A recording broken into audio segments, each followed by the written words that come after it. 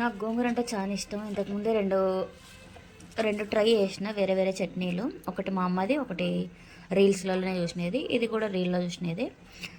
So నాకు ఎంత ఇష్టమో మీకు అర్థమవుతుంటుంది గోంగూర. సో ఈరోజు వేరేలాగా చూపిస్తాను. ఇదంతా ఒక కట్ట గోంగూర మంచిగా వాష్ చేసి పక్కన పెట్టుకోండి. దీనికి ఒట్టిమిరపకాయలు కావాలి. ఇవి అంత కారంగా లేవు, అందుకే నేను ఒక ప్లేట్ నిండా తీసుకున్నాను. ఇంకా 2 గడ్డలు ఎల్లిపాయలు కావాలి. ఇవి కూడా ఇట్లా ఒలిచి పెట్టుకోండి, అంతే చాలు. బాగా తీసుకొని కొంచెం ఆయిల్ వేసుకొని ఫస్ట్ ఎండుమిరపకాయలు వేయించుకోవాలి మనము. ఇవి కొంచెం ఫ్రై అయితే చాలు, ఇంకా మిక్సీకి తీసి పెట్టుకోండి. ఇవి మీరు ఆయిల్ మళ్ళీ కొంచెం వేసుకొని తర్వాత గోంగూర యాడ్ చేసుకోండి దీంట్లోకి. ఇది కొంచెం మగ్గిన తర్వాత పసుపు కూడా యాడ్ చేసుకోండి దీంట్లోకి. ఇంకా ఇప్పుడు వచ్చేసి ఎల్లిపాయలు, కరివేపాకు, కొంచెం జీలకర్ర 3 వేసేసుకోండి దీంట్లో.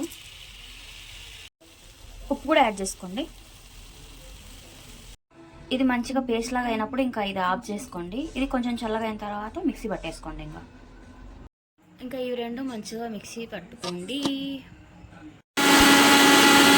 మనం ఇది డైరెక్ట్గా తినొచ్చు, లేదు వద్దనుకుంటే ఒకసారి కొంచెంసేపు ఆయిల్లో ఫ్రై చేసుకోవచ్చు. కొంచెం ఆయిల్ వేసుకొని తర్వాత గింజలు వేసుకోండి దీంట్లో ఈ పేస్ట్ యాడ్ చేసుకోండి. ఆయిల్ అంతా పైకి తేలిన తర్వాత ఇంకా ఆఫ్ చేసుకోండి. మంచిగా రైస్లో తినండి. Okay, thank you, bye. Subscribe చేసుకోవచ్చు కదా.